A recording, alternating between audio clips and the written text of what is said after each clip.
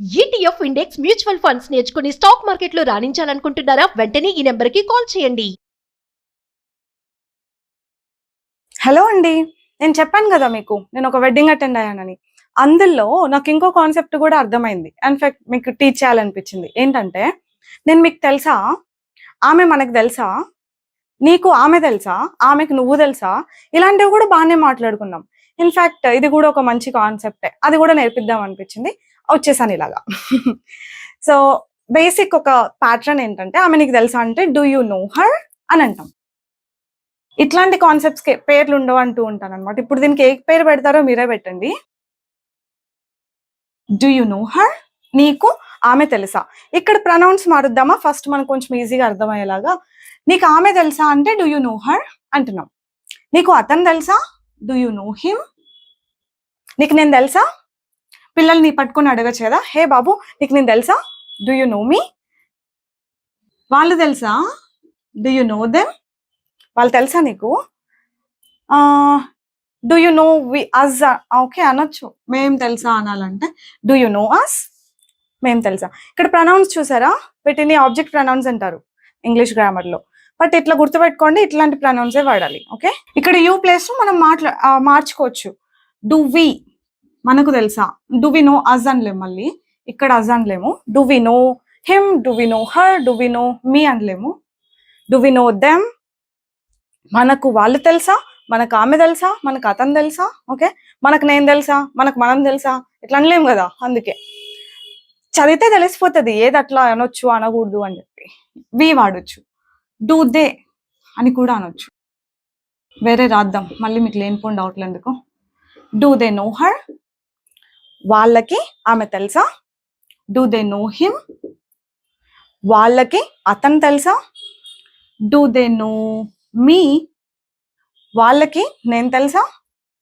Do we know them, ఇక్కడ వీళ్ళు వేరు వాళ్ళు వేరు. ఓకే, వీళ్ళకి వాళ్ళు తెలుసా, వాళ్ళకి వీళ్ళు తెలుసా, ఇట్లా ఉంటది అనమాట దీని మీనింగ్. ఇక్కడ ఎవరు ఎవరికి అన్నది ప్రొనౌన్స్ పెడితే, ఐ మీన్ నౌన్స్ పెడితే క్లియర్ గా ఉంటుంది.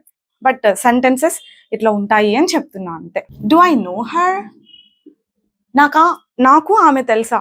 ఇలాంటి క్వశ్చన్ అడుగుతామంటే నాలాంటి వాళ్ళు అడుగుతారనమాట. ఎందుకంటే I'm not good at remembering people. అందరినీ గుర్తుపెట్టుకోలేను, అది ఏంటో నాకు అదో డిఫెక్ట్ అనుకోవచ్చు. నాకు ఆమె తెలుసా, వాళ్ళు తెలుసా, నాకు ఎక్కడో చూసినట్టున్నా, ఇట్లా నేను మా వాళ్ళ పక్కన ఉన్న వాళ్ళని అడుగుతూ ఉంటా.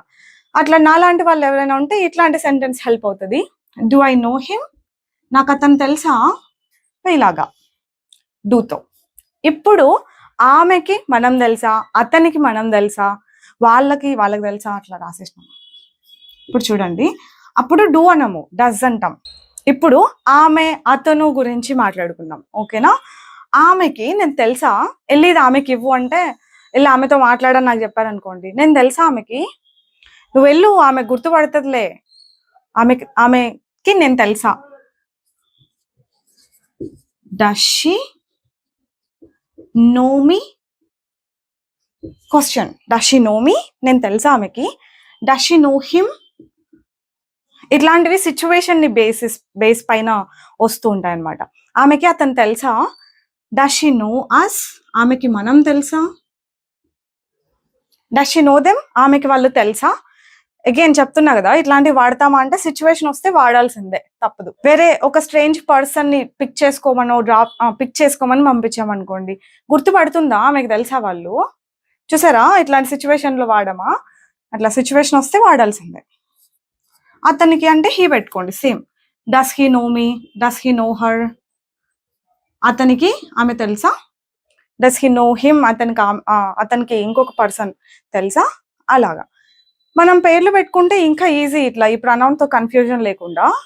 Does he no my sister, అతనికి మా సిస్టర్ తెలుసా. Does he no my father, అతనికి నా ఫాదర్ తెలుసా. ఇట్లా డూ యూ నో అంటే మీకు తెలుసా. Do you no my student, మీకు మా స్టూడెంట్ తెలుసా. Do you no my husband, okay, ఆహా అట్లా మీకు మా హస్బెండ్ తెలుసా, ఓకే, అలా అనమాట. Do you no my partner, okay, ఆ పార్ట్నర్ తెలుసా, మా పార్ట్నర్ మీకు, ఓకే, ఆహా అట్లా. Do you no my friend, ఇలా తెలుసా మీకు. Do you no, do you no, do you no. వాళ్ళకి తెలుసా అంటే డూ దే నో. నీకు తెలుసా, డూ యూ నో. వాళ్ళకి తెలుసా, డూ దే నో. నాకు తెలుసా వాళ్ళు, ఓకే అవునా. అలా డూ ఐ నో ఉంటుంది. ఆమెకు తెలుసా డస్ షీ నో, అతనికి తెలుసా డస్ హీ నో. మీకు తెలుసా ఇప్పుడు కాన్సెప్ట్ తెలుసా అంటున్నా, అర్థమైంది కదా. This is how it should be.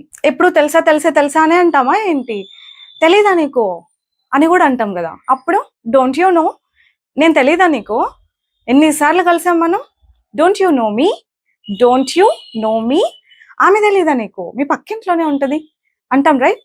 She's your neighbour, don't you know her, don't you know, ఇట్లా డూనే డోంట్ అవుతుంది అంతే. డోంట్ యూ నో దెమ్, నీకు తెలీదా వాళ్ళు, దే ఆర్ యువర్ రిలేటివ్స్ యార్, డోంట్ యూ నో దెమ్, వాళ్ళు మీ రిలేటివ్స్, తెలీదా నీకు. Don't you know us, we have met multiple times, మనం చాలాసార్లు కలిసాము, తెలీదా నీకు, మేము నీకు తెలీదా అని అర్థం. డోంట్ వి నో అస్ అని అంటే స్లోగా చెప్పమంటారా. సరే, ఇక్కడ వాళ్ళకి ఆమె తెలీదా, రిలేటివ్స్ అనుకున్నానే, ఇలాగా డోంట్ దే నో హర్, ఏమో ఇలాంటి సిచ్యువేషన్స్ ఎప్పుడైనా వస్తాయో లేదో కానీ ఇలాంటివి అయితే అంటాం డోంట్ యూ నో అని, డెఫినెట్ గా అంటాం. ఇది కూడా అంతే, పెద్దగా వాడలేం నెగిటివ్ క్వశ్చన్ కి, నెగిటివ్ ఇది వాళ్ళేం, ఇది వాళ్ళేం. వాళ్ళేం అంటే సిచ్యువేషన్స్ రావని అంతే. నాకు తెలీదా అతను, నాకు తెలుసు అనుకున్నానే, అలాంటి సిచ్యువేషన్ లో మాట్లాడాలంటే ఇంకా తప్పదు. బట్ వెరీ ఫ్రీక్వెంట్ గా అయితే మనం మాట్లాడలేం, ఇదైతే చాలా ఫ్రీక్వెంట్ గా యూజ్ చేయొచ్చు.